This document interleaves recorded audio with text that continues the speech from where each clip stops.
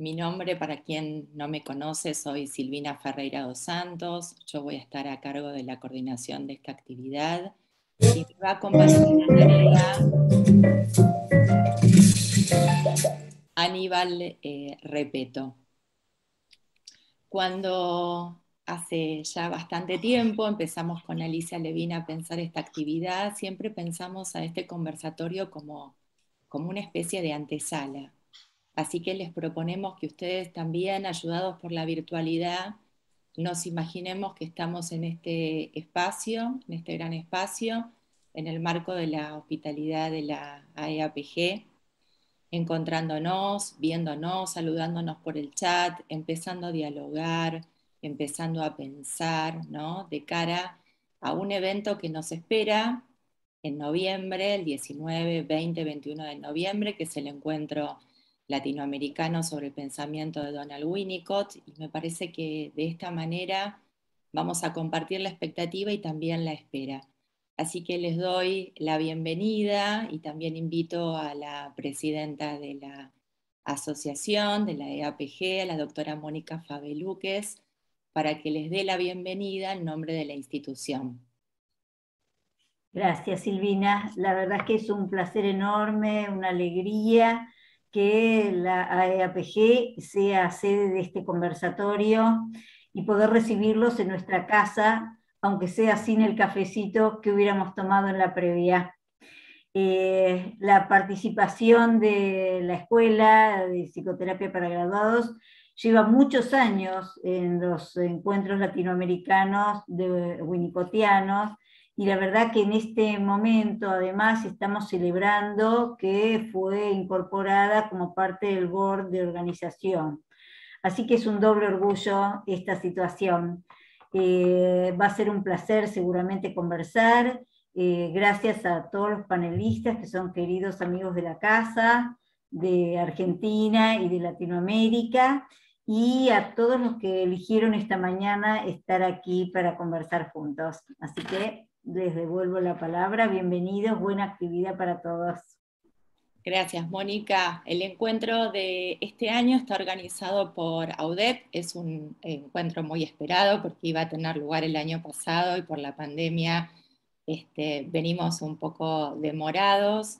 Nosotros le agradecemos muchísimo toda la colaboración y el respaldo para con la EAPG, para el armado de esta actividad. Digamos, estamos doblemente hermanados, como dice Mónica, por el board y porque también es una institución que forma parte, como la EAPG, de FLAPSIP. Así que muchas, muchas gracias. La verdad es que el clima que se suele vivir en los encuentros es un clima muy cálido y a la vez muy riguroso, es un clima muy serio y a la vez muy lúdico, y nosotros queríamos que eso se viviera en la EAPG. Que se haga este conversatorio no es casualidad, como dice Mónica, tiene que ver con los años que la institución viene participando de los encuentros, de las producciones científicas que viene presentando, de la participación en espacios centrales. Nosotros formamos parte, quienes organizaron este conversatorio, de un área de la institución, que es el área Pensando desde Winnicott. Una de las coordinadoras es Alicia Levin, que hoy está como expositora en este conversatorio, y la otra coordinadora que les quiero presentar es Claudia Levin, que le voy a dar la palabra, que va mínimamente a presentarles este espacio de trabajo de la institución. Bueno, muchas gracias, Silvina. Buenos días a todos y todas. Junto a Alicia Levin coordinamos el área que ya lleva 21 años en nuestra institución. Somos muchos integrantes, tenemos un modo de funcionamiento horizontal, donde cada uno aporta sus conocimientos y experiencias. Nos reunimos para estudiar y debatir las ideas de Winnicott, y en subgrupos participamos en la actividad científica de la escuela, como en congresos y jornadas organizadas por otras instituciones. Hoy, representados por Alicia y Silvina, nos disponemos a disfrutar de esta actividad y compartir la alegría de este encuentro. Muchas gracias. Gracias, Claudia. Bueno, Gracias. vamos poniéndonos en tema y con la propuesta que teníamos para conversar hoy, que es nuestro tiempo y las agonías y las potencialidades del ser en nuestro tiempo. Cuando fuimos pensando qué proponer junto a Alicia, ¿no?, para conversar hoy, quisimos, en sintonía con el tema del encuentro, que es el individuo y el mundo que vivimos, o también podríamos plantearlo así: ¿qué individuo y en qué mundo vivimos?, ¿no? Como en interrogación.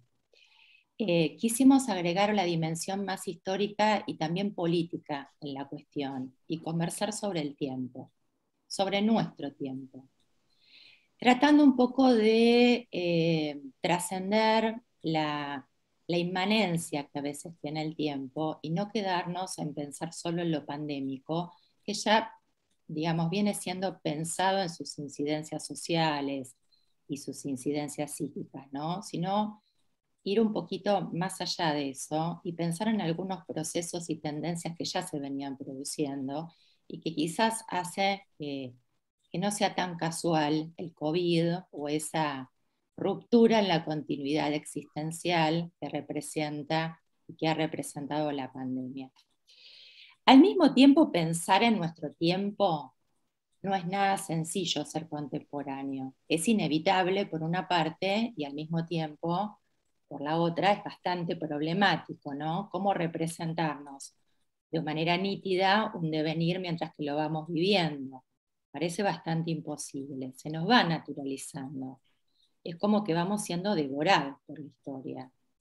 Cuando intentamos retratar ese presente, eso contemporáneo, lo adorado por una época, la foto sale un poco movida, porque también en el presente, y ese presente, está cerca del origen, está cerca de lo potencial que ahí va emergiendo.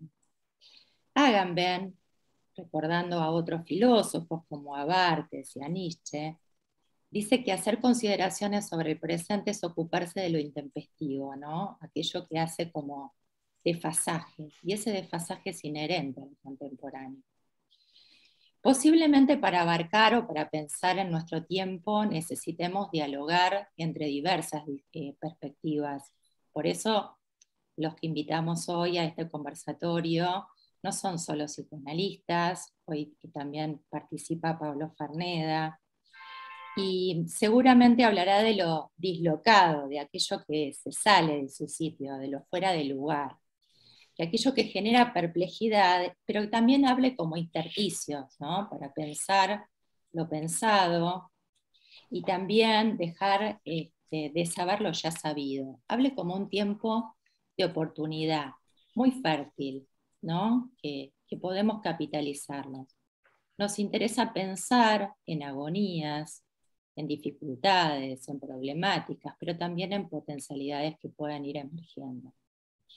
Entonces, ¿cómo hacer un acercamiento semiológico a nuestro tiempo? ¿Cuáles son los signos que den cuenta de esas mitologías contemporáneas que en modo de una narración nos van contando sobre cómo es nuestro tiempo? Algunas trazas van apareciendo en el horizonte: lo múltiple, lo diverso, lo hipertextual, lo contingente, lo fluido. De seguro, los expositores van a ir trayendo y poniendo a jugar muchos conceptos winnicottianos para ir pensando y desplegando estas cuestiones. ¿En qué sentido nuestro tiempo opera como facilitador? ¿Qué condiciones se encuentra ahí el ser para desplegar potencialidad? ¿En cuáles atenta contra la continuidad existencial y genera atmósferas reaccionarias permanentes que socavan la autenticidad y vitalidad? ¿A qué agonías estamos expuestos? Agamben hablaba de seres espectrales, ¿no? Winnicott diría de seres atormentados por sentimientos de realidad, utilidad, inautenticidad, al borde del derrumbe. Si vivir, o para Winnicott el vivir creador, es la única forma de sentirnos nosotros mismos y sintiendo que somos nosotros mismos. ¿Cómo es posible un vivir creador cuando la mayoría de los habitantes del planeta están esforzándose denodadamente por sobrevivir. Y otros caen en picada, ¿no?, en la exclusión. Me parece que este espacio también va a ser un espacio muy rico para compartir experiencias y realidades sociales y políticas de diferentes países de Latinoamérica, ¿no? ¿Es posible vivir en un mundo que vamos desmantelando y depredando? Bueno, estas preguntas espero que sean como iniciadoras de este diálogo. Les quiero presentar al primero de los expositores. Van a tener un tiempo para contar y compartir con ustedes algunas ideas. Les pedimos que al mismo tiempo que vayan hablando los panelistas, ustedes vayan participando en el chat, vayan compartiendo lo que van pensando, y también las preguntas. Así después me ocupo de generar una especie de diálogo y de conversación con las posibilidades que da la virtualidad. Bueno, Pablo Farneda es doctor en Teoría e Historia del Arte, es licenciado en Comunicación Social, es docente de grado y posgrado, se especializa en género, diversidad, filosofía contemporánea y esquizoanálisis. Y recientemente ha publicado un libro. Así que le doy la palabra a Pablo. Buenísimo. Bueno, buenos días. Es un placer para mí estar acá en la EAPG, que efectivamente es una casa muy querida y que siempre me ha recibido muy bien, y en donde tengo además amigas queridas que forman parte de la institución, así que estoy muy contento. Agradezco la invitación, le agradezco a Silvina, que me tuvo paciencia también, porque vieron que hay que mandar un currículum, hay que hacer un montón de cositas cuando uno está en las jornadas, y yo soy un cuelgue tremendo, y ella igual me tiene paciencia. Así que estoy muy contento de estar acá. Bueno, pienso sí esto como un conversatorio, o sea que podríamos decir que estamos todo el tiempo preparando cosas, leyendo cosas, pero uno no puede anticiparse a la conversación absolutamente, ¿no? O sea que un poco mi exposición, digamos, primero quisiera preguntarle a Silvina cuál es el tiempo con el que cuento, porque yo suelo ser bastante 10 prolijo. minutos, Pablo. 10 minutos, buenísimo. Vamos a ver cómo hago para... Un minuto antes yo te voy a avisar. Perfecto. Quédate tranquilo. ¿Cómo hago para encajar todas las cantidades de cosas que quisiera decir en 10 minutos? Siempre es difícil abrir, difícil, es un trabajo abrir un espacio, ¿no? Y ser el primero en hablar, como algo así como romper el hielo, pero también ya Silvina lo estuvo haciendo. Así que les decía que hay algo de preparación y hay algo de improvisación en una conversación, porque si no, no hay posibilidad del encuentro con la diferencia, ¿no? Con la sorpresa que trae la conversación. Yo preparé algunas cosas e improvisaré sobre eso que preparé. Inevitablemente resueno con la expresión que nos acercaba Silvina de Agamben. Lo primero que quisiera volver a traer para pensar este tiempo, esto que llamamos nuestro tiempo, es esa extrañeza de que sea nuestro y no nuestro al mismo tiempo, ¿no?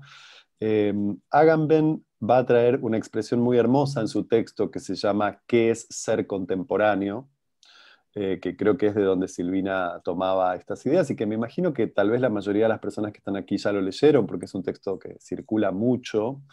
Pero en ese texto, ¿qué es ser contemporáneo?, Agamben nos invita a pensar que para poder asir, aprender algo de nuestro tiempo, necesariamente tenemos que poder estar de alguna manera fuera de él, ¿no? Porque no podemos pensar en el tiempo, no podemos pensar adentro del tiempo cuando estamos tomados y tomadas por nuestro tiempo.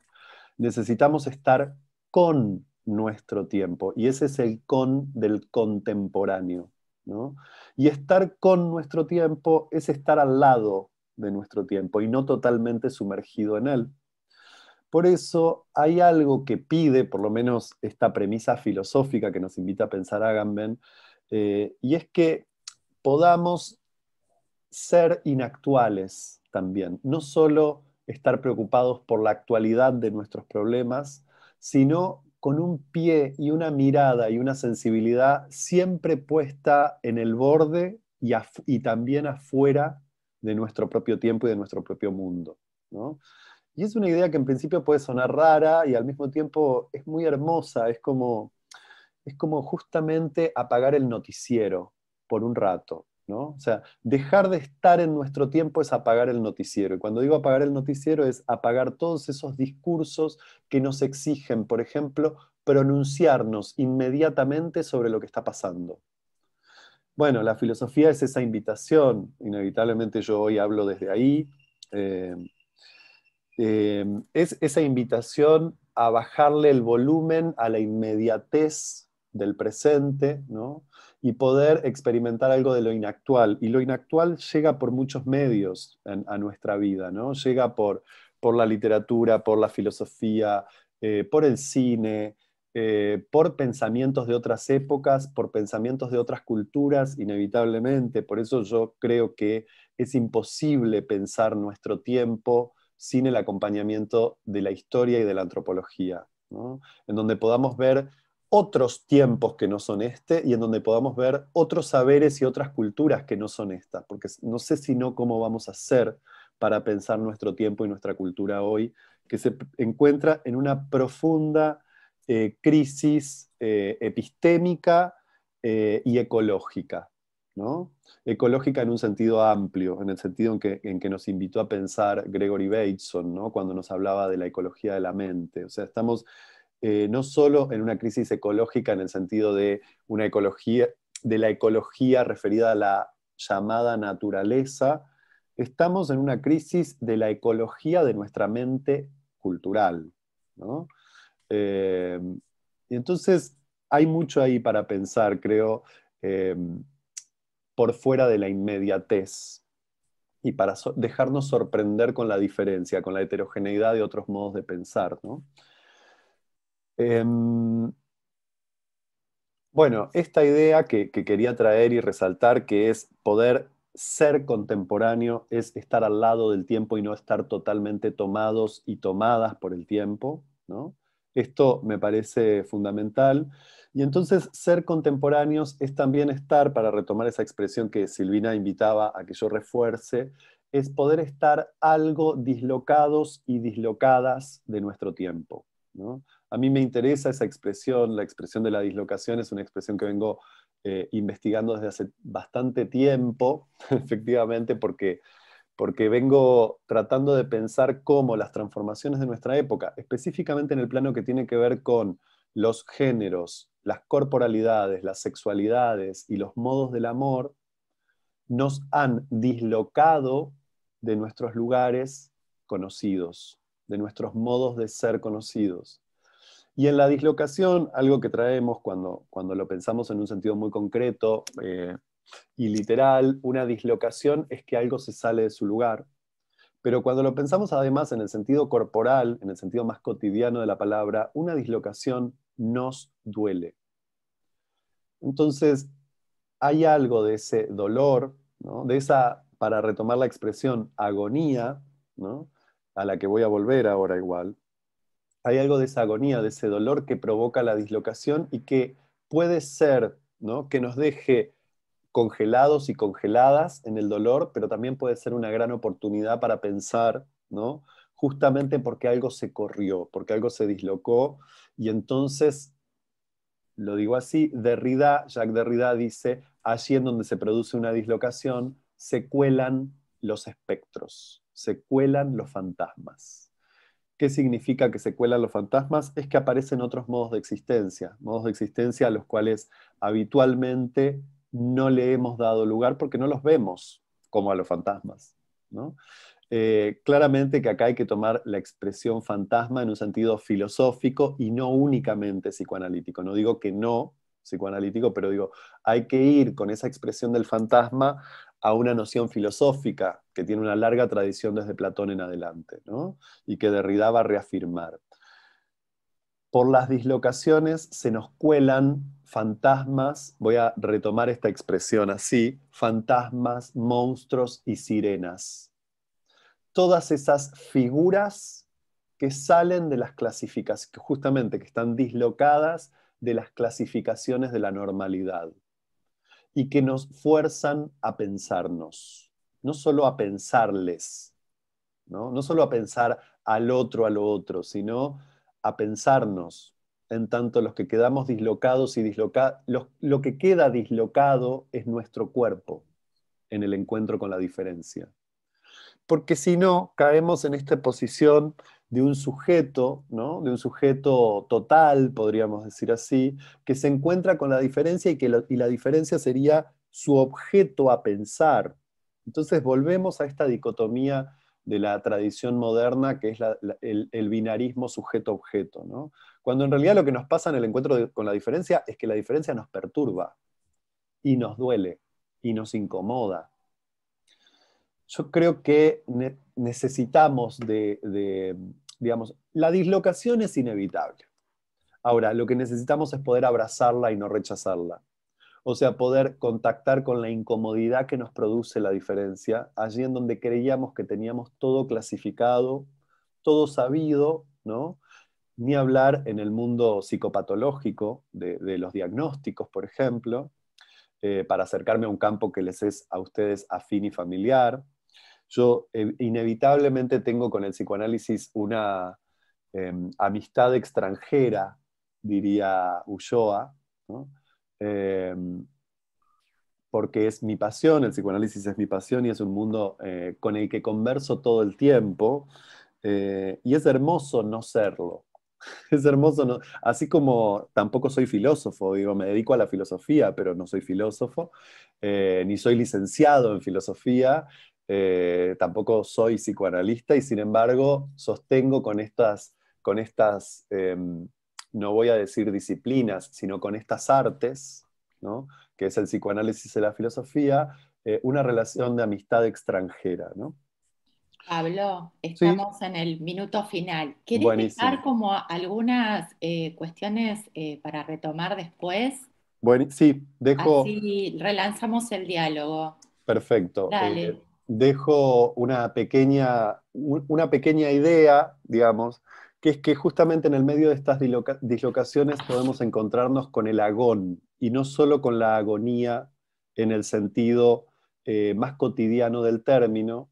El agón es esa palabra griega que nos trae la tensión.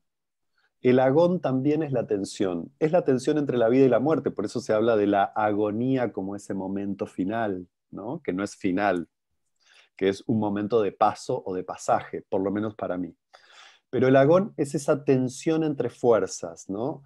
Que caracteriza, para seguir invitando a Ulloa a pensar con nosotros, que caracteriza la amistad, porque la amistad no es una relación reconciliada e identificatoria. Yo creo que si hay potencia del ser y una política posible para este mundo que necesitamos reinventar, va a ser una política de la amistad, una política del agón y no solo de la agonía, una política en donde podamos ser y experimentar diferencias sin necesidad de subsumirlas en una identidad, poder sostener ahí esas tensiones para seguir pensando.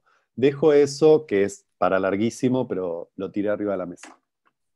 Gracias, Pablo. Pero bueno, lo de la reinvención y la creatividad va muy de la mano con Winnicott, ¿no? Absolutamente. Otro amigo extranjero. Otro amigo extranjero. Eh, bueno, les quiero presentar a Laura de Sousa, que va a seguir con este diálogo. Ella es licenciada en psicología, es miembro habilitante de AUDEP, es profesora titular de IUPA, en Psicología del Self, es miembro del Board Latinoamericano de los Encuentros Winnicott y además es una de las integrantes de la comisión que están organizando este próximo encuentro junto con Adriana Anfuso y varios que los veo hoy acá, como también muchos de los compañeros del Board que nos han hecho sentir tan bien recibidos. Así que muchísimas gracias. Laura, te doy la palabra. Bueno, buenos días a todos. En primer lugar, agradecer por la invitación a participar ahí en este conversatorio y especialmente por la iniciativa de AAPG y del área de Winnicott específicamente, por la organización de este preencuentro, ¿no? En conjunto entre las dos asociaciones. Bueno, para empezar con mi exposición, voy a empezar pensando esto de la semiología de nuestro tiempo. ¿Cómo abordar este tema? Me planteé al principio si desde la semiótica, semiología médica. Opto por trabajar desde la perspectiva quizás de la semiología médica, en el sentido de señalar signos y síntomas de nuestro tiempo, pero sin pretender llegar a un diagnóstico, ¿no? Pero por otro lado, como la interpretación y la producción de sentido son parte de nuestro quehacer, ¿no? También me voy a deslizar a ese campo del sentido, que en cierta forma es algo de la semiótica. Entonces les cuento un poco que en los últimos meses estuve trabajando el tema del tiempo y del espacio en psicoanálisis, ¿no? Ese tema lo abordé como desde los aspectos más primarios o primitivos en la adquisición de estas nociones, en cómo se llega como a habitar el cuerpo, como un cuerpo propio, en un espacio compartido con los otros, y en ese proceso se requiere de un otro, pero de un otro en una continuidad en el tiempo. Si bien yo trabajé estos aspectos así tan primarios, me fue inevitable, porque era en plena pandemia, pensar en cómo estaban alteradas estas vivencias del tiempo y del espacio en la pandemia, pero también cómo venían siendo como hackeadas en cierta forma, alteradas, en nuestro tiempo. Y un aspecto importante tiene que ver con esta comunicación que por un lado es tan genial, en el sentido de poder comunicarnos con colegas de muchos países, pero sin el cuerpo, ¿no? Hoy decía, no me acuerdo si Mónica o Alicia, que nos falta el cafecito, nos falta esa previa al lado del otro. Entonces voy a empezar trayendo algunos aspectos que me parecen interesantes para pensar de la pandemia y de nuestro tiempo. Por un lado, el encierro que, bueno, que en nuestro país no fue obligatorio, pero por otro lado, muchas personas y quizás las más de edad más avanzada, llevaron un encierro voluntario realmente sin salir prácticamente en más de un año, ¿no? Es decir, por un lado el encierro, el alejamiento de los otros, y en esta cosa de cuidar al otro y cuidarnos nosotros, ¿no? Somos peligrosos porque contagiamos, y también el otro es peligroso porque nos puede contagiar.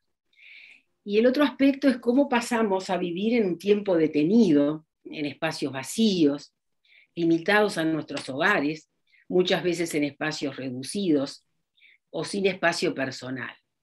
Pero dentro de todo este contexto como de riesgos, de pérdidas, se abrieron posibilidades, ¿no?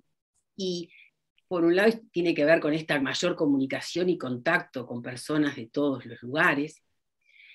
¿Cómo pudimos hacer como convivir, ¿no? Cosas como contradictorias, como la separación esta del adentro y el afuera peligroso, el adentro seguro, permaneciendo mucho tiempo en nuestras casas, pero también abiertos al mundo, ¿no? Cómo pudimos también, en cierta forma, tolerar más la incertidumbre, adaptarnos a una realidad, a veces, si bien, por ejemplo, yo pensaba la reconversión laboral, ¿no? Si bien lo laboral estuvo realmente muy afectado y sigue estando para muchos sectores, por ejemplo, en nuestra profesión logramos, yo creo que en un fin de semana, en el fin de semana ese del 13 de marzo del 20, adaptar nuestra consulta a la distancia. Y otro elemento me parece interesante de la vida cotidiana, que me parece que hubo un cambio importante, por lo menos en nuestro país, en nuestra ciudad capaz también, es el uso del espacio público, ¿no? Cómo se llenaron las plazas, los parques, la Rambla, en donde no solo se salió a tomar mate como siempre, sino que se salió a festejar cumpleaños, a jugar los niños con los juguetes de la casa, no a la pelota solamente. Es decir, como que se habitó el espacio público. Y por otro lado también yo veía que en alguna medida, algunas personas pudieron como redimensionar el valor del espacio personal, de los tiempos personales, de los tiempos vacíos. Ahora, yendo un poquito como a nuestro tiempo más allá de la pandemia, quiero hacer algunas puntualizaciones que me parecen interesantes, que tienen que ver con el tiempo y el espacio, ¿no? Por un lado, la hiperestimulación y la aceleración, ¿no? Y esta sobredimensión del presente en que vivimos, en donde la vida transcurre por pantallas, y ahí yo me pregunto si es como la vida o la no vida la que transcurre por la pantalla. Por otro lado, hace mucho que se está hablando de las agendas completas en los niños. Y bueno, en realidad yo me pensaba cómo son las agendas completas de los adultos y los niños en lo laboral, pero también en el tiempo libre, ¿no?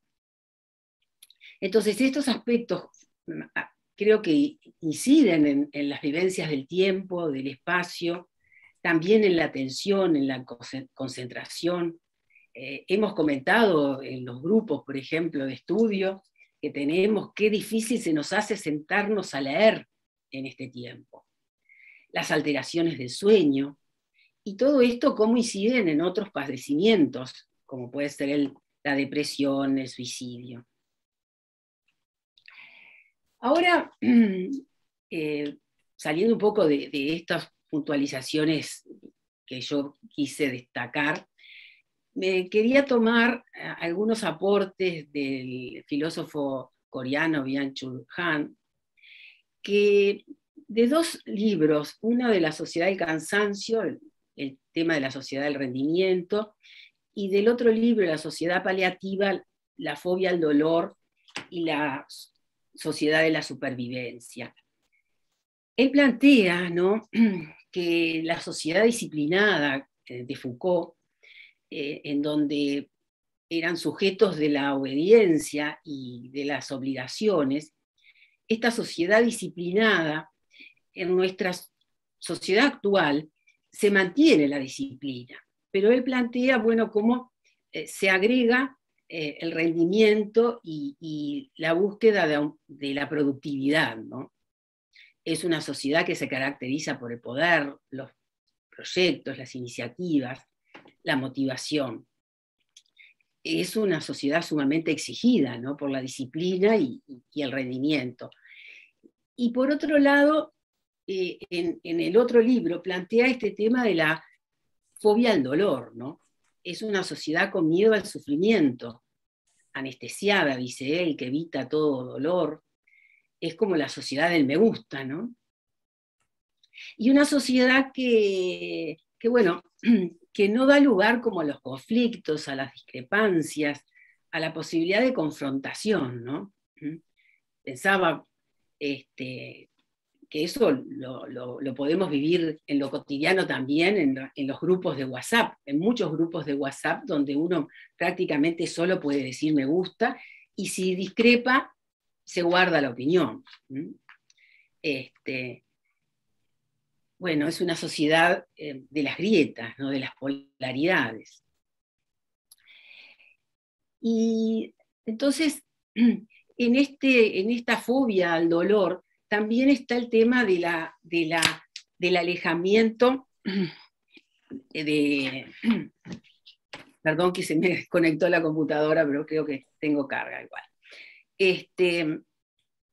este alejamiento de la muerte, ¿no? Y de cómo usa todos los medios para prolongar la vida, la supervivencia, ¿no? Y dice que el virus refleja la sociedad que hace todo lo posible por la supervivencia, ¿no? Es una sociedad que se aleja de la muerte, y la pandemia vuelve a hacer visible la muerte que tan alejada estaba. En realidad el otro día, hablando algo de esto con Adriana, decíamos, bueno, que muy visible en realidad tampoco estuvo, porque los muertos no se pudieron ver, estuvo presente la muerte, pero no se pudo ver ni acompañar a los enfermos ni a los muertos. Dice... Laura, falta como un minutito, así podés ir como tirando... Sí, ya cierro. Sí. El virus invade la zona paliativa del bienestar, transformándola en una cuarentena en la que la vida se anquilosa por completo en una supervivencia. Cuanto más se reduce la vida a mera supervivencia, tanto más miedo se tiene a morir. La vida queda vaciada al estar dominada por la muerte. Entonces, estas puntualizaciones y estos aportes que yo traigo me hacen pensar en las agonías de nuestro tiempo, cómo se derrumba el sentido de la vida, una vida agitada que nos aleja de lo genuino del ser, estos estímulos continuos que rompen nuestra continuidad y que llevan a vivencias que Winnicott plantea en El miedo al derrumbe, ¿no? Estas manifestaciones del miedo al derrumbe que tienen que ver con la no existencia, el vacío, la muerte. Y bueno, yo comparto esto de que la vida queda por momentos vaciada de sentido, y me cuestiono algunos aspectos, ¿no? Cómo este contacto con la muerte en la pandemia, que resultó traumático, me pregunto si solo tiene que ver con la negación de la muerte que prima en nuestra sociedad. Estos planteos de Byung-Chul Han que nos interpelan respecto a nuestro tiempo, pero yo encontraba en sus escritos que quizás es difícil encontrar vías de salida o soluciones a los déficits que nos provoca la sociedad, pero yo me pareció importante en esta presentación también ver como soluciones creativas. ¿De qué depende hacer uso de la creatividad, me pregunto, ¿no? De una creatividad en el sentido winnicottiano, ¿no? De traer a la existencia. Se habló mucho de la tolerancia a la incertidumbre, y también me pregunto si será una forma de dar lugar al informe, de tolerar el vacío a ser llenado, como dice Winnicott. Bueno, y dejaría por acá porque después tenía unas otras cosas que, bueno, que después veré si puedo, si da la conversación para...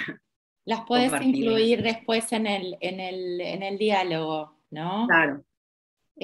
Me parece que esto va resonando lo de la reinvención, creatividad, y también este contrapunto entre lo agónico del dolor y el agón que trajo Pablo, ¿no? En cuanto a potencia y a posibilidad ahí.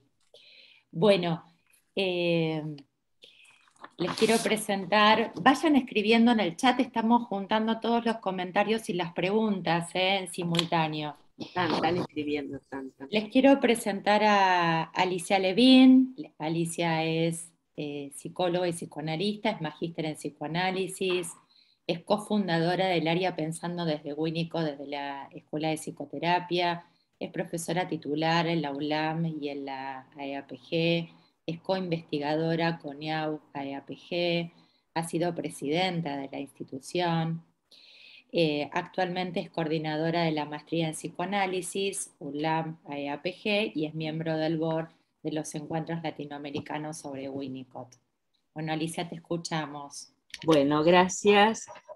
Como tenemos este acuerdo con Silvina del tiempo, sé que también me lo van a aplicar, así que gracias al área por habernos dado este legado a Silvina y a mí de poder armar este conversatorio, gracias a los amigos y compañeros, bueno, ICHPA y AUDEP, en la representación de Gonzalo y Laura han sido sumamente generosos con Silvina y conmigo para poder estar en el board.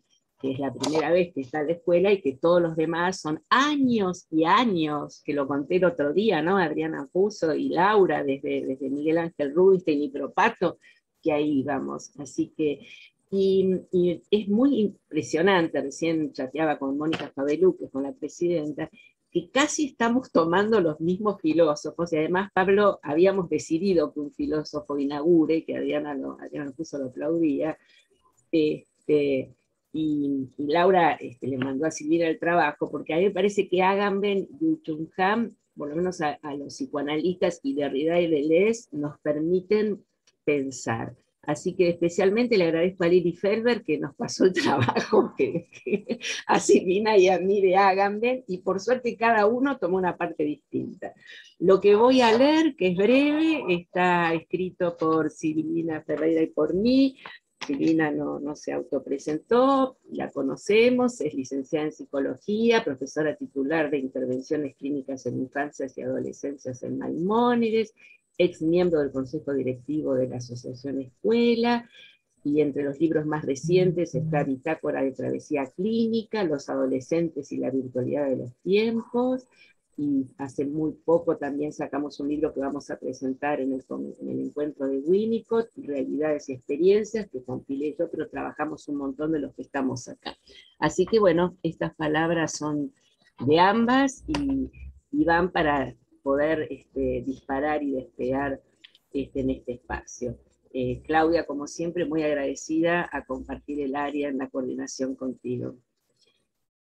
Nosotras llamamos a este breve escrito signos, angustias, luces y sombras de nuestro tiempo. Interesante porque son palabras que casi usamos usaron los que me antecedieron. El epígrafe dice así: mi encuentro previo con él había sido insignificante. La primera reunión de la Sociedad Británica de Psicoanálisis a la que asistí se llevó a cabo durante una ruidosa tarde en que las bombas caían continuamente y la gente se agachaba, buscando refugio en cada estruendo. En medio del debate, alguien que después supe que era Winnicott se puso de pie y exclamó: me gustaría señalar que están bombardeando, y volvió a tomar asiento. Nadie, pero nadie le prestó atención, y la reunión continuó como si nada ocurriera. Yo diría, y como va a decir Byung-Chul Han en uno de los libros, como si nadie escuchara. Es del libro de Margaret Little. Semiología de nuestro tiempo. La pregunta que nos surge es cuáles son los signos que caracterizan el tiempo actual. Sin duda, tiempo de crisis, catástrofes, traumas. Discutiremos después si todos esos nombres, algunos, la más actual, la pandemia, un virus que se diseminó rápidamente por todo el mundo con un potencial de contagio creciente cuya replicación da origen a nuevas cepas. Como decía Laura, la defensa primaria frente a la pandemia es el aislamiento, encierro preventivo y defensivo que trajo otras crisis. La pérdida del empleo, la desigualdad social, a la vista, no es que no estaba, un aumento creciente de la violencia en las familias, en las parejas, en la delincuencia, la violencia social, el cierre de fuentes de trabajo, infinito del rastreo. También el percibir al otro como peligroso, como contagioso, uno el otro. En Argentina vivimos experiencias de aplaudir a la gente de salud, a tener fenómenos como del tipo del racismo, que cuando entraba el enfermero, el camillero o el médico no lo dejaban entrar a la casa. También tuvimos manifestaciones cuando comenzaron a salir las vacunas, grupos antivacunas, grupos provacunas, un negacionismo psicótico del COVID, aglomeraciones que se multiplicaban en bailes, reuniones sociales, se llamaban fiestas, bueno, como que eran fiestas ilegales, digamos, ¿no? Transgresoras. Clandestinas. Gracias. Clandestinas, sí. Esa, no, por algo, porque después lo voy a contar en el conversatorio, que esto fue por lo cual yo cerré un tratamiento con un paciente, que me gustaría que también hablemos de nuestra clínica cuando el paciente en épocas de pandemia trae una situación de ilegalidad y qué hacemos como analistas. Por eso no me salía la palabra. En este sentido, dejo también para conversar más tarde los duelos, cómo se hacen, cómo no se hacen. Acá está Nathan Sonis, que estuvo trabajando este tema. Privaciones, Winnicott diría deprivaciones, como decía Laura. Lo que teníamos no lo tenemos, Winnicott llamará deprivaciones. Supervivencia, sobreadaptaciones, los cuerpos que no podemos abrazar, no tenemos contacto, de los pacientes y de la humanidad. Pero es cierto que tuvimos un espacio de tránsito, transicional quizás, el espacio analítico para hablar y para escuchar.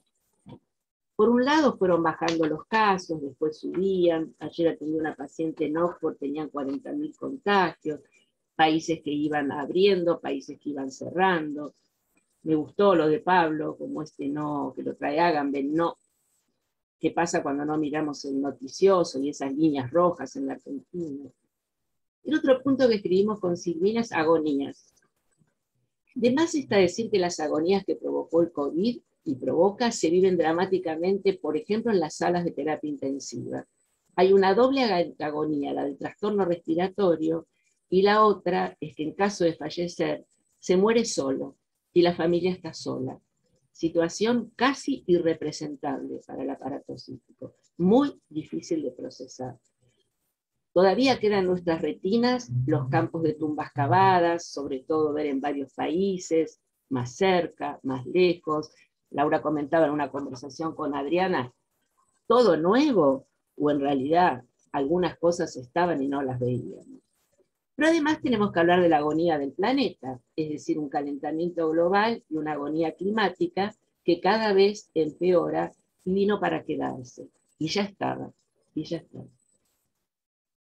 El psicoanálisis, hablando de potencialidad del ser humano, que si hay tiempo más tarde voy a traer el tema de potencialidad que trae Piera en relación a Winnicott, digamos, en el libro del aprendiz y el grupo. El psicoanálisis es una de las mayores potencialidades del individuo. Puede ayudar y ha podido ayudar en las tragedias de nuestro tiempo. No olvidemos que fue creado por Freud entre guerras. Es lo que podríamos poner del lado de la pulsión de vida, ya que tanto vivimos de la pulsión de muerte. También es importante la reunión de colectivos sociales, acá, en varios países, sobre todo los jóvenes, que salieron a luchar por la supervivencia, por ideales, por la mitigación y la reducción de las emisiones, tanto del planeta como también en la Argentina hubo un aumento de feminicidios de un 25% en los 4 primeros meses de pandemia. Si bien la conciencia está creciendo, las potencias responsables del descalabro del planeta hacen la vista gorda como lo han hecho en otros tiempos. A esta época, María Estela Suampa, le pedí a mi amigo Toyo que me enseñe a pronunciar, pero no sé si está bien pronunciado, a esta época ella retoma una palabra que no es acuñada por ella, que ya tiene varios años, como 15, que se llama antropoceno. Sería como una nueva era geológica, esta que estamos viviendo, donde la predominancia del hombre y su cultura implica en la semiología de nuestro tiempo episodios de luz y episodios de sombra que hay que afrontar sin descanso. En estos tiempos tan difíciles y desafiantes nos suceden muchísimas cosas, o tal vez nos venían sucediendo. Por momentos pareciera que la pandemia y el trastocamiento de la cotidianeidad nos obnubilan, y hay zonas de la realidad o problemáticas que van quedando oscuras, casi como en silencio, como le pasó a Winnicott cuando habló del ruido de las bombas. A bien otras veces cobran tal espectacularidad que su presentación termina siendo banalizada, desmentida, naturalizada. Se ven cosas atroces y brutales y se banalizan. El tema de las violencias es uno de ellos, las cuales se ha agigantado en los últimos tiempos en sus diversas caras, abordar sus efectos desubjetivantes y también tratar de producir, quizás sea nuestro interés como psicoanalistas, crear nuevos escenarios y relaciones que construyan subjetividad. En ese sentido, también voy a traer a Ulloa, vamos a traer a Ulloa, lo trajo Silvina. donde él nos dice: hablar de ternura en tiempos de ferocidades es un acto profundamente político, implica un acto de resistencia ante la barbarización de los lazos sociales.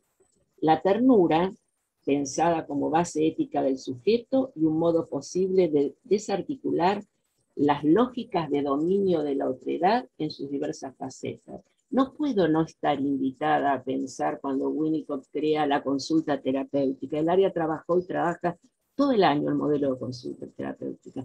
Obviamente que promovido por la pandemia, porque no todos eran pacientes. Varias instituciones como la nuestra y otras crearon dispositivos donde aquel que llamaba no era un paciente, era alguien que consultaba, un ciudadano que estaba padeciendo algo. Winnicott nos enseñó mucho de eso. Tomó el micrófono de la BBC y dijo: paren, paren, no se paren los niños en el bombardeo de las madres. Es más traumático eso que el ruido de las bombas. Trabajamos consulta terapéutica, recordamos la BBC. También es un autor que nos enseñó a no patologizar, asignando de esa manera una construcción de subjetividad al otro y poder ponerlo a trabajar. Como en escenarios tan violentos en los cuales la comunicación puede usarse como un arma para atentar contra el pensar, a veces estamos envueltos en pantallas mediáticas digitales. ¿Cómo recobrar el pensar y la capacidad de discernimiento? Y voy terminando con Byung-Chul Han, que somos varios, pero bueno, por suerte cada uno agarró un texto distinto. Yo vengo con la expulsión de lo distinto, me aguantan mis compañeros de malestar, y además a Silvina le gusta muchísimo. Él en la expulsión de lo distinto dice: ¿todavía existe el otro? Palabras de Byung-Chul Han. Hoy la negatividad del otro fue desplazada por la positividad de lo igual que se impone y prolifera, es decir, el exceso iguala. El exceso de información no informa, deforma. El de comunicación no comunica, acumula. El narcisismo no es amor a sí mismo, se ahoga el yo, se ahoga como se ahogó Narciso. De ahí que Byung-Chul Han nos dice que en el futuro construiremos subjetividades posibilitando, como decía Laura, la amistad, y en este texto él toma posibilitando la capacidad de oír, del oyente, lo llama el oyente. Existirá una profesión que es la del oyente. Escuchar es reconocer la alteridad, dar entidad al otro. Luego se podrá atender a lo que dice. Y termino. Si bien la tecnología colaboró en reinventar nuestra labor con otros dispositivos en posición de analistas, también nuestras instituciones construyeron espacios para trabajar desde hace 2 años con otras modalidades. Y pudimos seguir transmitiendo psicoanálisis, estamos acá reunidos, es cierto, no está el café, no está el abrazo, estamos como se puede, pero está el otro, está el otro. Sabemos que es propio del psicoanálisis el estar abierto y creativo para disminuir el impacto de los sufrimientos en las personas. Entonces nos preguntamos, ¿es la incertidumbre nuestro mayor enemigo? Cuando en verdad, posiblemente, estrategias para crear y recrear dispositivos y desarrollar la creatividad colectiva es lo que hizo, hace y hará que el psicoanálisis esté siempre vivo. Muchas gracias. Gracias, Alicia. Bueno, qué buen texto vamos escribiendo entre todos. Yo que voy leyendo los comentarios, ¿no? Como decía Pablo, no se puede empezar una conversación de antemano con todo tan escrito, se va escribiendo sobre la marcha. Bueno, vamos a escuchar al último de los expositores, así después yo les comparto parte de lo que ustedes fueron escribiendo. Gonzalo López Musa, que hoy nos acompaña, es psicólogo y psicoanalista de la Sociedad Chilena de Psicoanálisis, de ICHPA. Es miembro del board de los Encuentros Latinoamericanos sobre el Pensamiento de Winnicott y miembro fundador de la Asociación Winnicott Chile. Y también les va a contar de un libro que se publicó recientemente, sumamente importante, sobre la obra de Winnicott. Bueno, te escuchamos, Gonzalo. Muchas gracias. Muchas gracias, a diferencia de lo que planteó Pablo, ser el último permite enriquecerse mucho de las presentaciones de los compañeros, que son buenísimas, ¿no? Me acordé del juego del calamar, pero no les voy a arruinar la sorpresa que tiene la serie respecto del primer y el último lugar. Muchas gracias por la invitación. Sí, quería comentarles que, bueno, el volumen 1 de las obras completas, la traducción, en la que estamos trabajando junto con Laura, Adriana y un grupo de gente de Chile, ya va a estar disponible en Buenos Aires a partir de noviembre, ¿no? Ya está en distribución en Buenos Aires y en Montevideo también, así que la van a poder encontrar para muchas personas que han estado preguntando y que quieren acceder al primer volumen. Eso rapidito. Quisiera, bueno, aprovechando el ser el último y haber escuchado todo esto, creo que, y no haber traído a ningún filósofo para citar, como dijo Alicia, ¿no es cierto? Me diferencio en eso. Voy a ponerle, a propósito de lo que he escuchado, nombre a mi presentación, y la llamaría analistas dislocados, y ahí voy a citar a Pablo, ¿no? Porque efectivamente creo que toda esta situación que hemos estado viviendo nos ha generado una tensión que en muchos casos ha llegado a creatividad, pero en otros ha llegado a agonía, ¿no? Y en las cuales no se han podido resolver situaciones que se han producido por todos estos elementos que han estado acompañándonos durante este tiempo. En algún momento, hace poco más de un año atrás, planteé que las consecuencias de este trabajo no las íbamos a poder percibir o poder trabajar o poder reflexionar hasta que las cosas fueran avanzando y cambiando. Y bueno, ha avanzado mucho más de un año desde que dije esto, y creo que efectivamente ahora podemos ir hablando de algo que pareciera ser la otra punta del encierro, bastante inestable, pero que pareciera, ¿no es cierto?, que ha venido ocurriendo y que ha venido ocurriendo a propósito de los tiempos.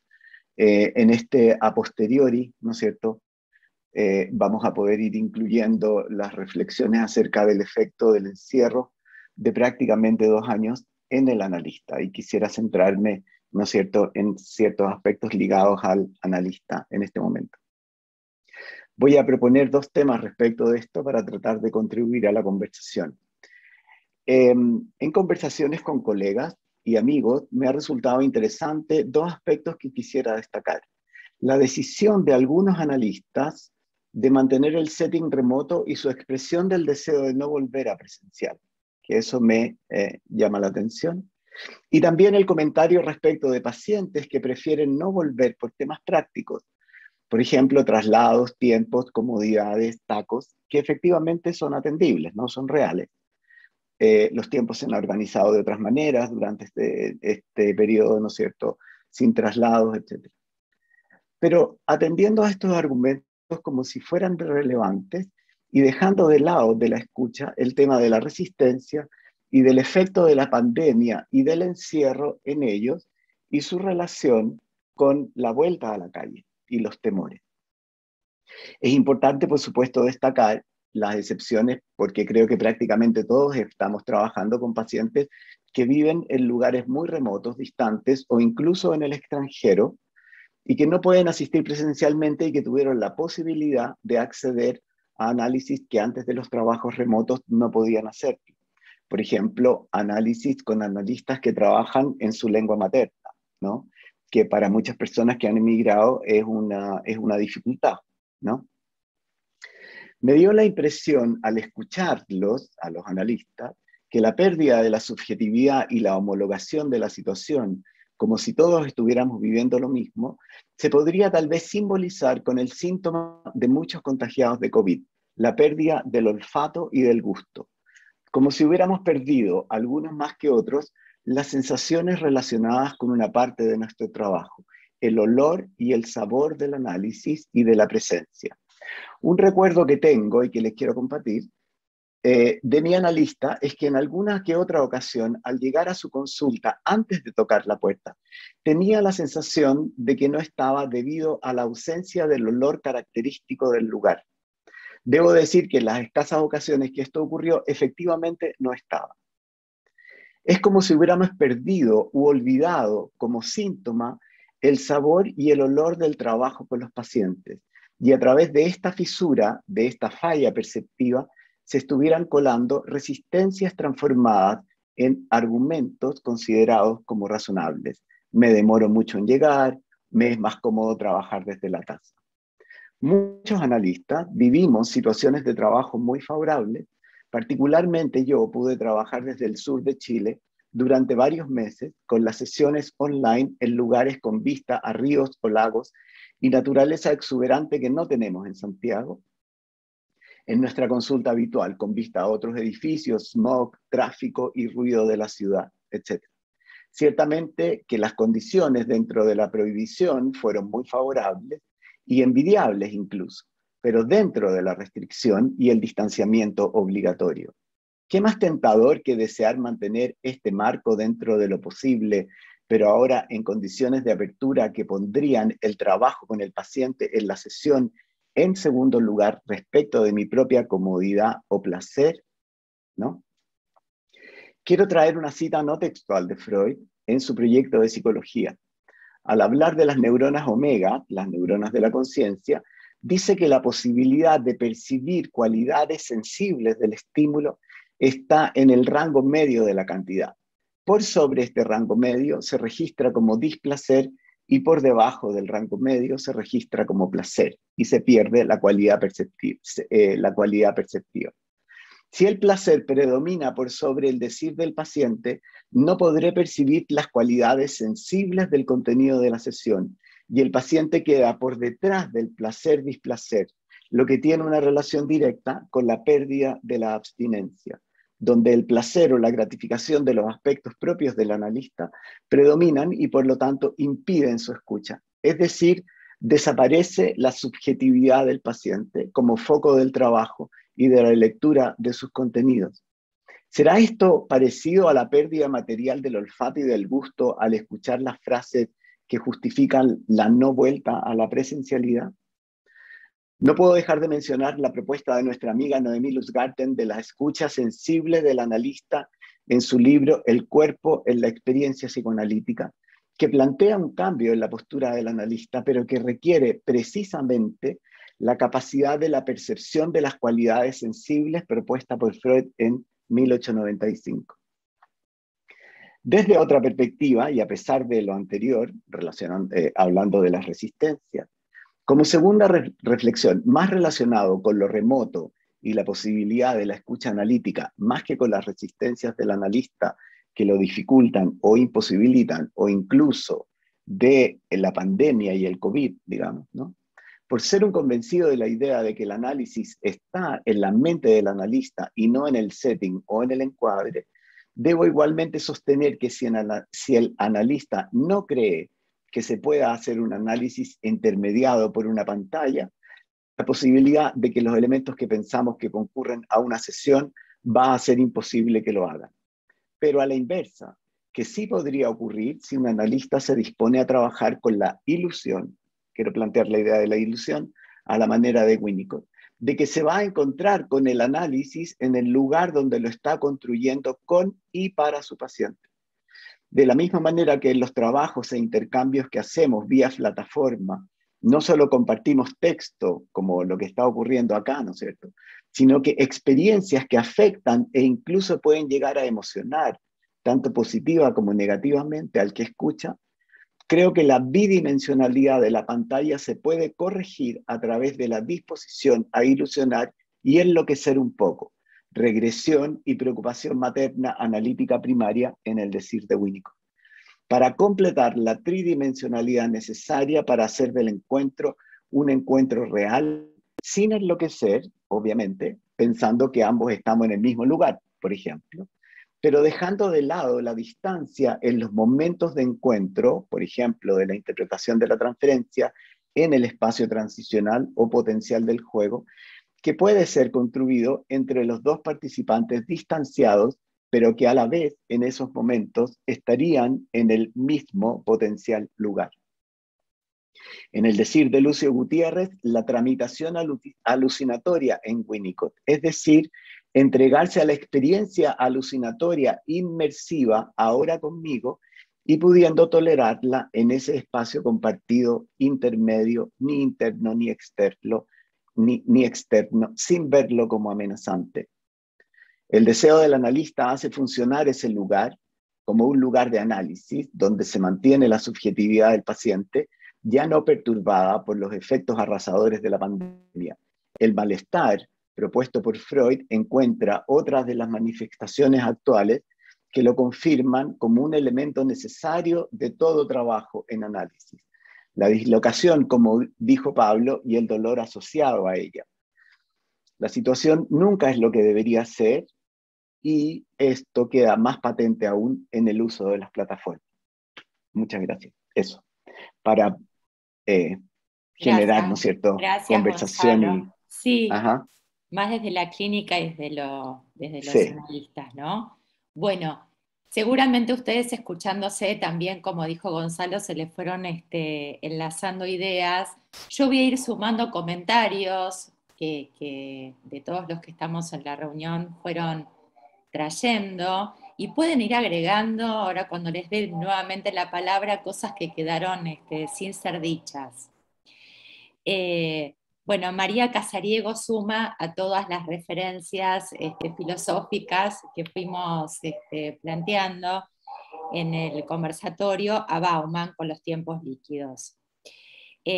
Pablo, si podés ampliar un poquito más, dice Elena Mancini, en relación a tu idea de la política de la amistad, en relación al Agón. Además hay un montón de agradecimientos por sus presentaciones, ¿no? Voy a tratar de ser expeditiva. Silvi, ¿hay alguien con un micrófono abierto, con un perro, con una tele o con las dos cosas? No sé. Debe de ser algún señor de esos que van buscando por la casa. Es mi situación acá en mi consultorio, justo en el momento en que tengo que hablar y contar esto. Es el botellero que existía cuando yo era muy chica, sí. Y que sigue existiendo actualmente, ¿no? Sí. Entonces es el que pasa por acá dentro de un rato, porque es el mismo bar. Tal cual. Así que posiblemente aparezcan varias presentaciones de ustedes. Todos los días pasa, además. Estela Menucci se quedó pensando en lo auspicioso que es sorprendernos cuando escuchamos a nuestros pacientes, ¿no? En una narrativa que nos contaron una y otra vez, retomando con la idea de la potencialidad. Estela trae la realidad, por lo menos la realidad que vivimos acá, que no tuvimos que ver muriendo gente en la calle, pero sí, retomando lo que decía Alicia, faltó el ritual de cobertura, ¿no?, al real de la muerte. Adriana Anfuso, retomando lo que planteaba Pablo de lo dislocado, ¿se me escucha? Sí, sí. ¿O alguno tiene algo para entregarle al Señor? Lo dislocado puede congelar o dar oportunidades. ¿Podrías ampliar algo más en relación a los fantasmas, monstruos y sirenas, agregaría yo, que trajiste? Para Laura, ¿no? Estela Minucci. Dice, cuando manifestamos el miedo al sufrimiento y damos solo likes, ¿por qué aflora tanta violencia visible o solapada? Casariego seguía pensando junto con vos, Laura, y decía, ¿no?, esto en cuanto al dolor, que estuvo relacionado con la muerte, con el aislamiento, en tanta angustia de separación, en la pérdida de contacto con el otro. En los años 60, creo que esta es de Aníbal, ¿no? En los años 60 había un programa humorístico que se llamaba La Revista Dislocada. Pablo, pienso que lo lúdico y el humor nos permite enfrentarnos a lo dislocado y los fantasmas de un modo creativo. De Adriana Anfuso, qué atractivo, o esto de reinventar mundos en base a la amistad. ¿Algo más en relación a esto? Bueno, esta es como la pregunta recurrente, ¿no? Depende qué incertidumbre, si la propia de la vida o lo que propone el neoliberalismo, como otra pregunta.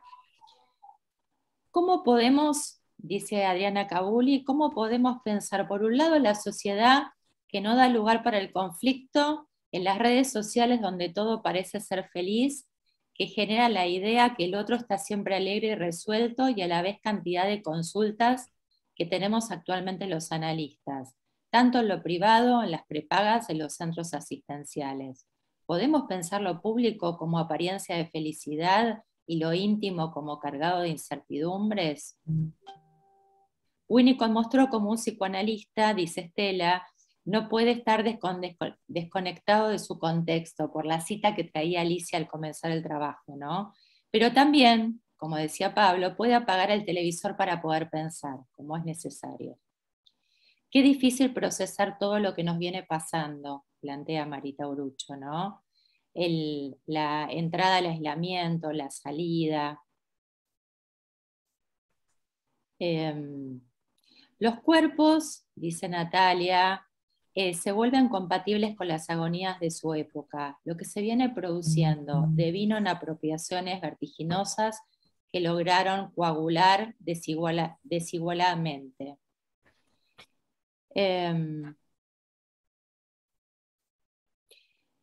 Preguntas, ¿qué punto de contacto puede tener con la noción de falso self si pensamos, ¿no?, en esta necesidad de reafirmación de la identidad como rasgos distintivos de nuestra época?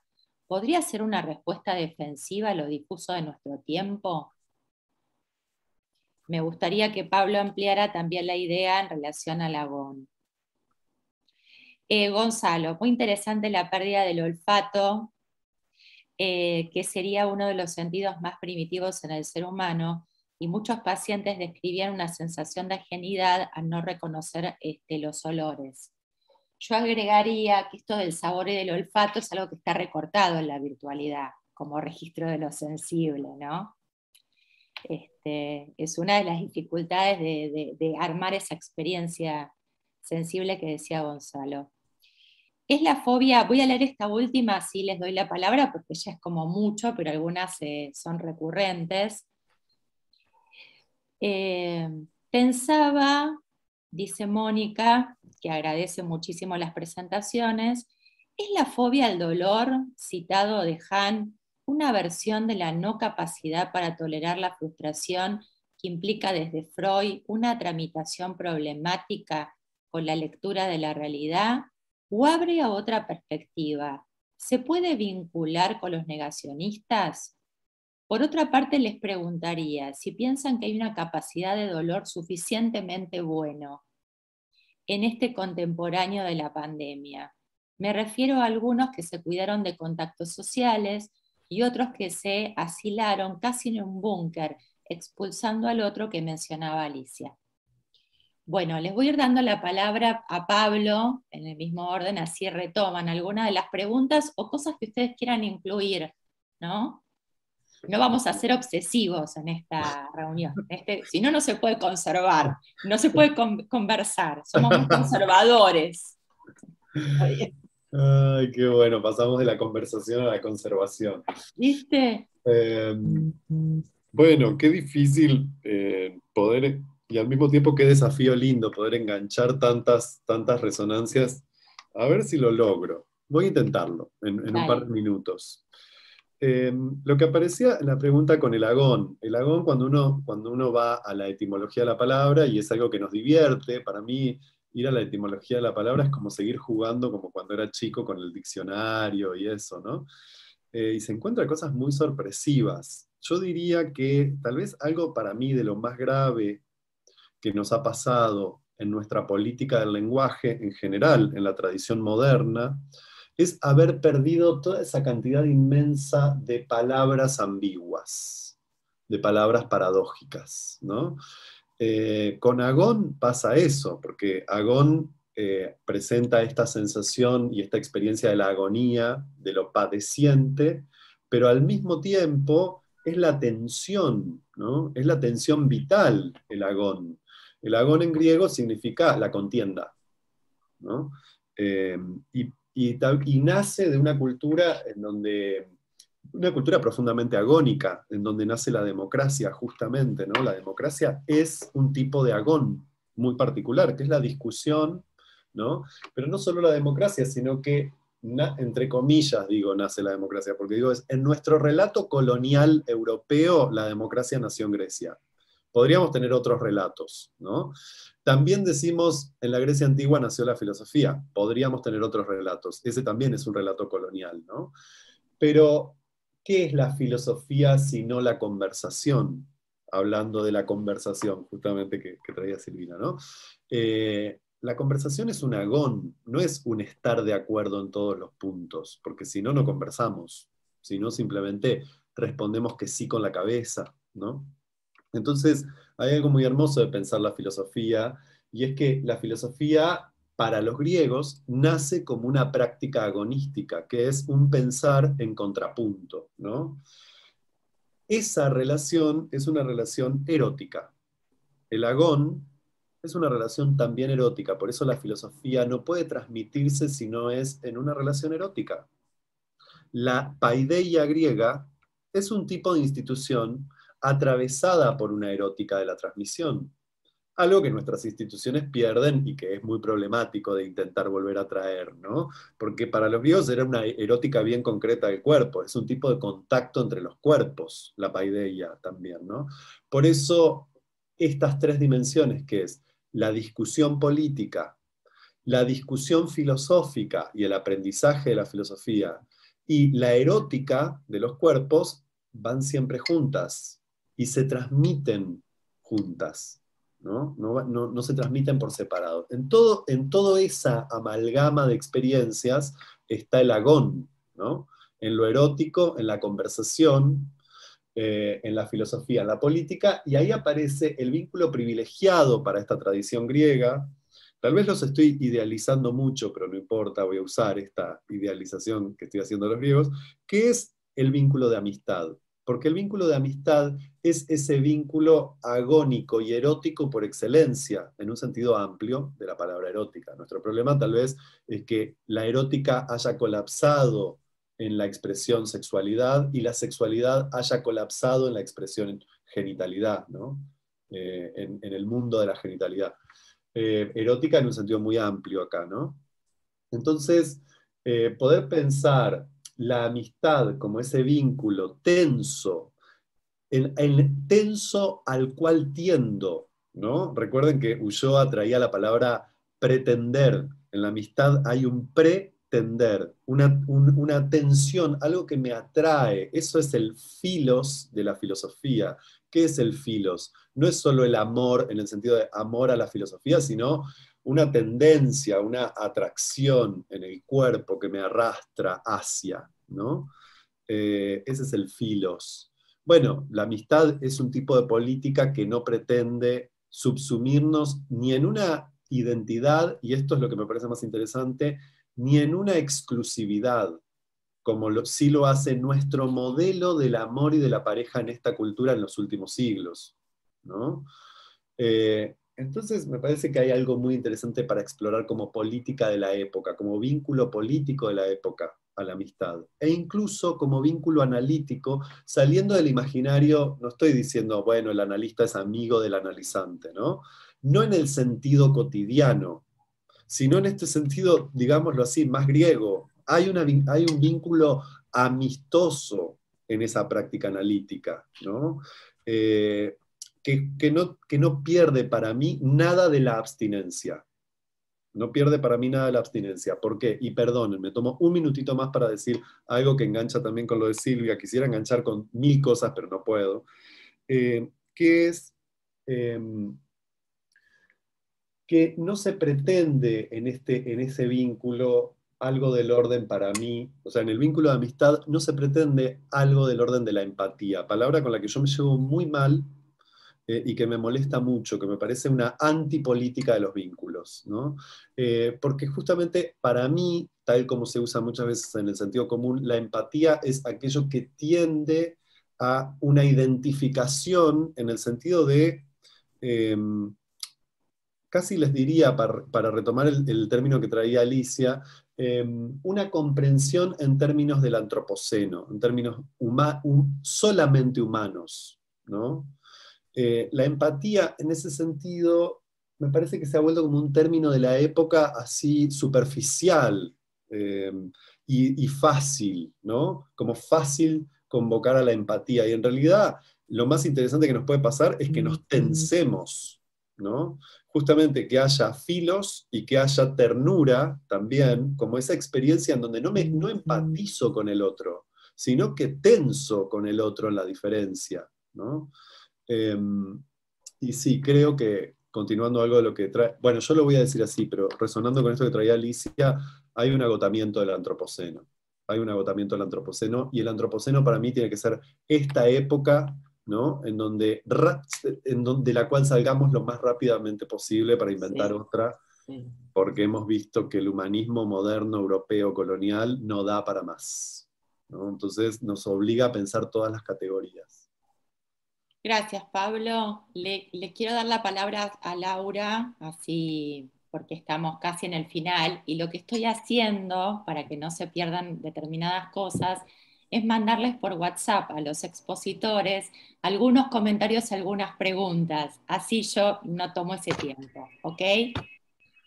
Laura. Sí. Bueno, es difícil elegir de qué comentar.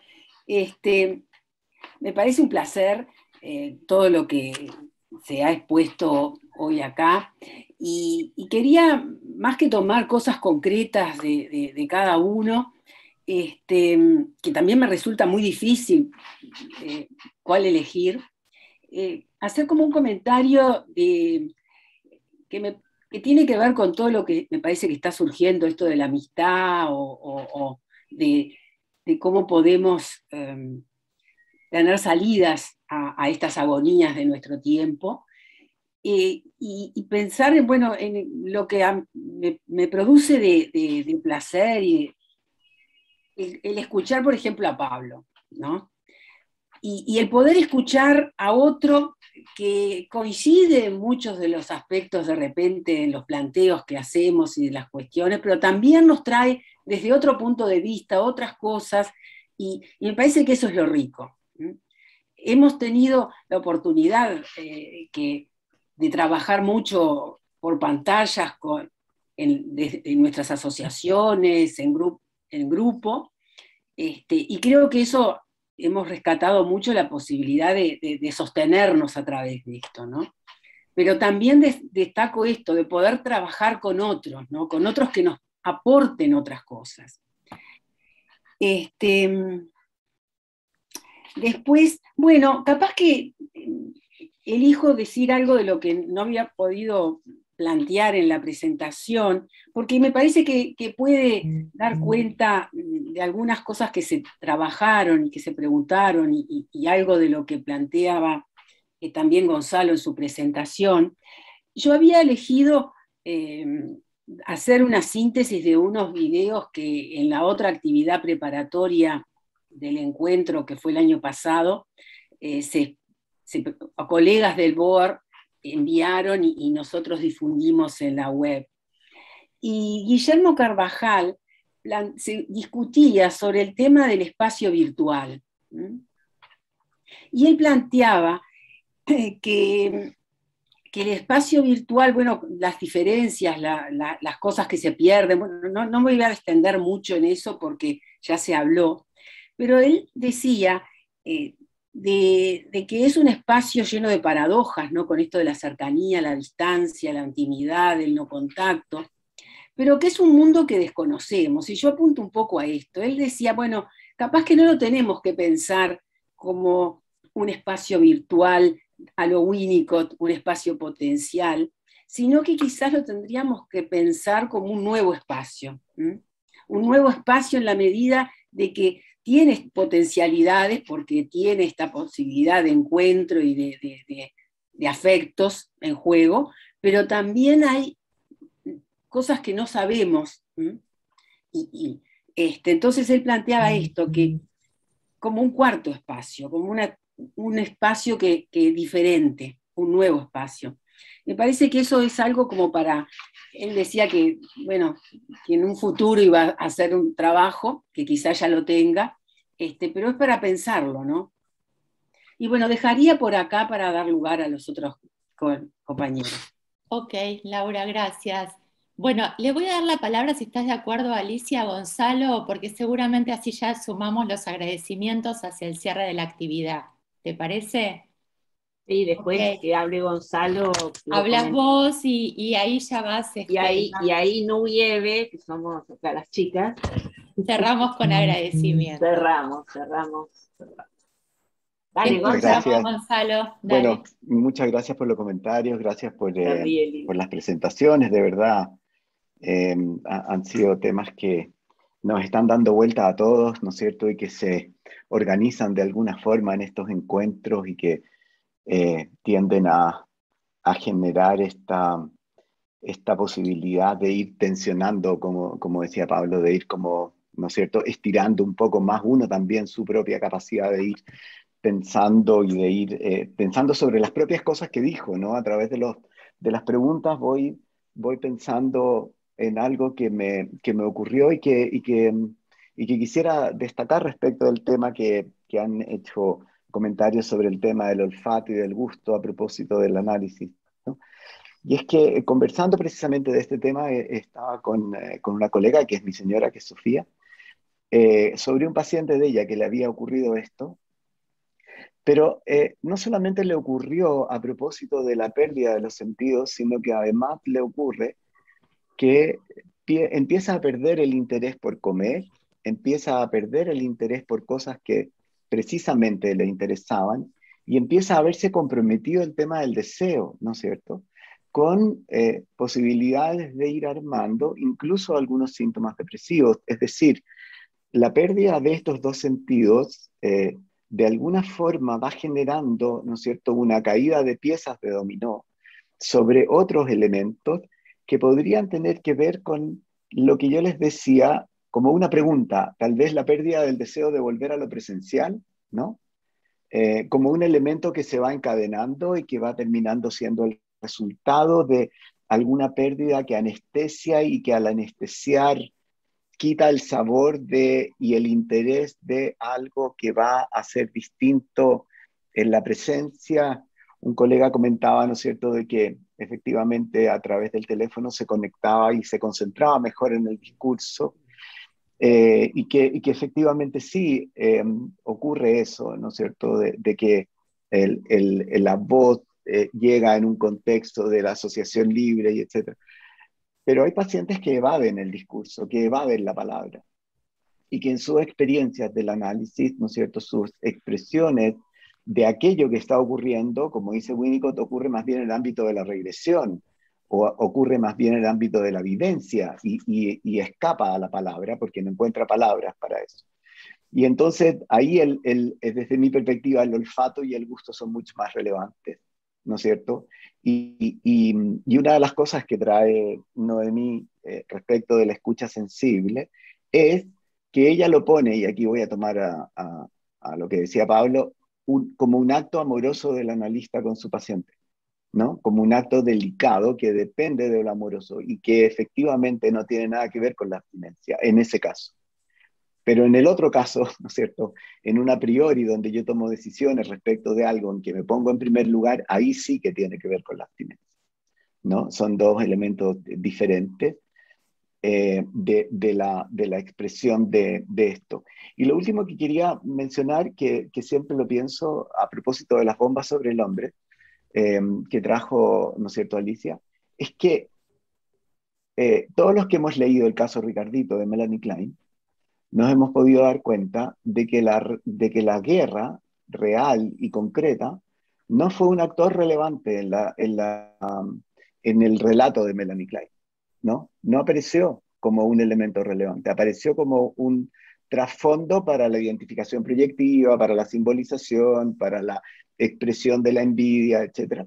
Pero no fue un actor relevante como material. El hecho concreto de que Ricardito tenía un hermano en la guerra, que estaba separado de sus padres, no aparece como un elemento a trabajar en la sesión. Y esa es una diferencia ¿no es cierto?, relevante de lo que nosotros estamos conversando hoy día, ¿no? Donde la pandemia sí existió, sí existe, sí nos aislamos, sí fue material, sí nos homologó y nos unió, pero implicó una cierta pérdida que es la que me parece que es importante que podamos reflexionar. Eso, gracias. Gracias, Gonzalo. Alicia. Bueno, está bueno, la verdad, muy, muy bueno. El Agamben que nos mandó Lili Felber, que le pedimos, con Silvina, yo quería volver sobre algo que trajo Pablo y que trajeron todos y todas, ¿no? Cuando él dice que él va a diferenciarse del pensamiento nietzscheano y que contemporáneo es aquel que tiene la mirada fija en su tiempo para percibir no la luz, sino la oscuridad. Ahí estamos con Gonzalo, ¿no? De Melanie Klein. Todos los tiempos son para quien experimenta la contemporaneidad oscuros. No está hablando de la pulsión de muerte, está hablando de la tergiversación o de aquello del consumo o aquello que el neoliberalismo le hace creer, ahí voy con Adriana Cabuli, en el fenómeno de masa que es tú puedes, ya que nombraste lo del calamar, tú puedes. Nosotros justamente los psicoanalistas, filósofos como Pablo y como tantos otros, equipos interdisciplinarios, hablamos, y ahí voy con Adriana y con la pregunta de Mónica, de potencialidades, pero potencialidades no es transformar en los ideales del yo en el yo ideal, es transformar posibilidades, no es este mandato de, ¿no?, el de la publicidad, el de los fenómenos de masa, el que la vacuna no sé qué va a tener, los casos bajaron porque la gente está vacunada, no es que para mí Dios existe, o sea, por ahí está bien que Dios exista, pero la verdad que tiene una lógica, digamos, son posibilidades, entonces potencialidades son posibilidades. Winnicott ha trabajado mucho, no es el único, o sea, los distintos psicoanálisis plantean distintas formas de sublimación, que Adriana planteaba cuál es lo público. Yo creo que el fenómeno de masa es un fenómeno, digamos, del cual ninguno se priva, pero que conducidos, digamos, con un líder tanático, vamos todos bueno, podríamos ir a la no vacuna, o como me parece que todavía no hablamos, que con Gonzalo tuvimos una previa, y con Laura también conversamos mucho, en los consultorios hubo cuando empezó ese marzo del 2020, creo que Adriana también lo comentamos en algún momento, Adriana Anfuso, había muchos pacientes que decían, yo por este medio no, porque ya va a pasar y vuelvo. Y realmente cuando retomaron, el estado de confusión, como decía el otro día Mariana Vicky, ¿no?, que la escuela le invitó a ella y a Natán para hablar de cómo estábamos, la verdad que era muy difícil, a ver, como discriminar qué perdiste, qué tenés, cómo es. Yo, por ejemplo, como la pandemia fue después de un año que me mudé, yo le había dado a los hijos nuestros las notebooks. La verdad que tenían la computadora de mesa. O sea, cuando ahora sin este objeto, no estoy acá, no estoy allá.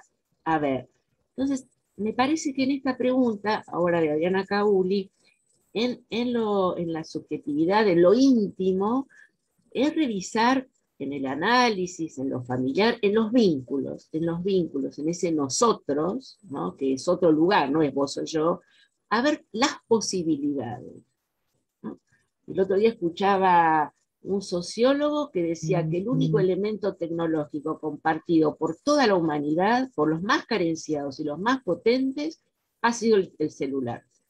Ya esto es otra cosa, es otro medio social, o sea, porque también la desigualdad, o sea, esto de que comunicate por acá o tomar las clases por acá. Y el dolor del que habla Mónica, a mí me parece que es un tipo de dolor suficientemente bueno que tiene que ver con el contacto con la tristeza, con el reconocer lo que falta, con el reconocer lo que se pierde. Cuando contamos que en el área tomamos la consulta terapéutica, la escuela de psicoterapia armó el año pasado un dispositivo que no es el del Centro Raskowski, sino otro, donde 30 terapeutas atendían gratuitamente, 3 consultas sin cobrar, y no se llamaban pacientes, no se llamaban pacientes, eran personas que estaban en un nivel de sufrimiento con necesidad de ser escuchados. Y por último, la amistad. Yo tengo varios años cronológicos y varios de analista. Para mí es un valor muy importante el de la amistad, el tipo de lazo de la amistad. Porque en el vínculo de la amistad, que no es cualquiera, que no es un compañero, es otra categoría de vínculo. Por un lado, porque tolera el amor y el odio. A mí me parece que justamente el ofenderse, ¿no?, en el sentido narcisista, no está en la amistad. Se habla, se pone, pero tiene una base con un sustento y una solidez que es muy importante. Winnicott lo toma como un valor diagnóstico, lo toma en la adolescencia, lo toma como un valor también, bueno, si no puede tener amigos o si tiene dificultad para la amistad, bueno, ¿qué está pasando en la transmisión generacional? ¿Qué está pasando en aquello exogámico? Y acá hay una generación que sufrió más que otras, quizás, o distinto, acá más o menos no me gusta, distinto, que han sido los jóvenes. Los jóvenes sin los amigos, sin la sexualidad, sin esto, sin, bueno, reinventamos, pero también hay que reconocerles que la deprivación, ¿no?, fue muy importante, y sigue siendo. Bueno, vamos a cortar. Cerramos, Alicia. Cerramos. Bueno, en principio quería agradecerles a todos y a todas, porque no se puede conversar si no hay muchos que estén dispuestos a hacerlo. Así que muchas gracias, en especial a Pablo Farneda, a Laura de Sousa, a Gonzalo López Musa, a Alicia Levín, que aceptaron encantados la invitación y que además ha sido riquísimo todo lo que han traído, ¿no? Para que pudiéramos transitar esta experiencia. Yo, para cerrar un poco el conversatorio, también había recordado, como dice Gonzalo, unas palabras que Winnicott le dedica a Klein, ¿no? En realidad, más que palabras, una interpelación, porque a mí me parece que si hay algo que sostiene la vitalidad son las diferencias, como decía Pablo, y me parece que la vitalidad del psicoanálisis se va a sostener en la creatividad de los psicoanalistas, ¿no? Y en ese sentido, Klein, hablando de conversaciones y de lenguaje, y Winnicott, le dice: personalmente creo que es muy importante que su obra, o cualquier legado que tengamos nosotros como psicoanalistas, sea reenunciada por personas que realizan los descubrimientos a su manera y que presentan lo que descubren en su propio lenguaje. Y además me parece que es muy importante dialogar con otros, con otras perspectivas, y en eso estamos muy contentos, queríamos, y me parece que es una marca de la institución, el diálogo en contexto y el diálogo con otras disciplinas. Así que me parece que de eso nos enriquecemos todos. Finalmente, para que continuemos este diálogo que parece muy prometedor y que va a seguir en el encuentro 19, 20 y 21 de noviembre, ahí los esperamos. Va a haber, ahora en un ratito les vamos a ir pasando todos los espacios centrales, las tertulias, los grupos de discusión, los talleres clínicos, trabajos libres. Les queremos agradecer, en nombre de Alicia y mío, toda la colaboración que recibimos para hacer este conversatorio, tanto de OUDEP, que siempre nos han respaldado, que son la institución que organiza el encuentro, la institución de pertenencia a la EAPG, el consejo directivo, Mónica Fabeluque, Sandra Borovechik, a todos los del consejo directivo, al área, nuestros compañeros, que somos un equipazo y que nos respaldan en esta función que hemos asumido Alicia y yo, de representar a la institución en el board. Y en lo personal, a Aníbal Repeto, que colaboró con la tarea de hoy, y a Cintia Chahud, también colabora de la institución. creo que no me olvido de nadie, ¿no, Alicia? Y muchísimas, muchísimas gracias a todos. Si quieren abrimos los micrófonos, ahora cerrando la actividad. Alicia, ¿querés decir algo? Sí, me da no sé qué, que Adrián puso una manito, Inés también. No, yo le pregunté a Adriana, le pregunté, sí quería, porque Adriana también forma parte del comité organizador, si quería comentar algo y me dijo que no. Bueno, así que estaríamos cerrando. Bueno. Le he enviado todos los comentarios que no he leído a los expositores, así que todo lo que han dicho ha llegado a oídos. Bueno, como dijo Silvina, antes de aplaudirnos y aplaudirlos, gracias, fue una experiencia muy interesante para los que nunca concurrieron a los encuentros de Winnicott. Este es el clima,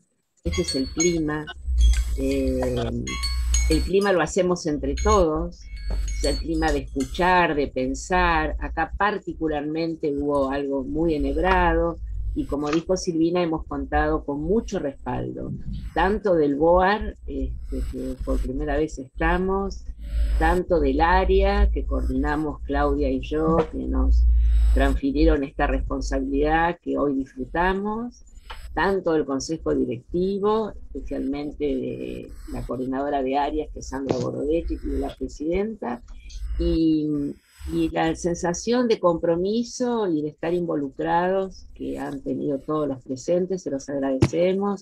Juan del Olmo, hacía mucho que no te veía, me da mucho gusto verte, está todo el área, bueno, no vamos a nombrar porque si no nos vamos a olvidar. Y muchos compañeros del BOR también, porque está Noemí, sé que hay muchos en sala. Sí, Noemí pidió ayer el dato, y Gonzalo, y también ayudaron mucho, gracias a la gente del BOAR. Y bueno, el área es un lugar que tiene, ¿no, Claudia? 21 años, sí, 21 años de trabajo, es muy lindo, muy interesante, muy creativo, y bueno, y ya estamos dentro de la organización del encuentro, somos muchos los que vamos a estar en noviembre, así que estamos muy contentos, muy agradecidos, y bueno, Aníbal, un montón de abrazos por tu función, es un amigazo, y además, piensa muy bien. Pablo, fue un gusto que aceptaras, ya sabíamos, muchos te han conocido antes, así que bueno, por ahí vamos cerrando y abriendo los micrófonos para aplaudir. Nos resta aplaudirnos. Gracias a todos. Gracias. Muy bueno. Muy bueno. Felicitaciones, felicitaciones. Felicitaciones, muy buenas. muchas gracias. Nos vemos, seguimos. Nos vemos. Fue suficientemente bueno. Tendrían que durar 2 horas y media estas reuniones. No, para eso está el encuentro, los esperamos a todos en el encuentro. Con ganas. El encuentro, imagínense lo que va a ser el encuentro. Está bueno. Sí, esto fue para dejarlo con regalo. Vamos a tener espacios en el unos encuentro. espacios de salitas de café o algo así le pusimos como para hablar así. Buenísimo. Buena idea. Muy buena idea. Muy buena. Sin café, pero con Sí. posibilidad de hablar entre amigos. Un cafecito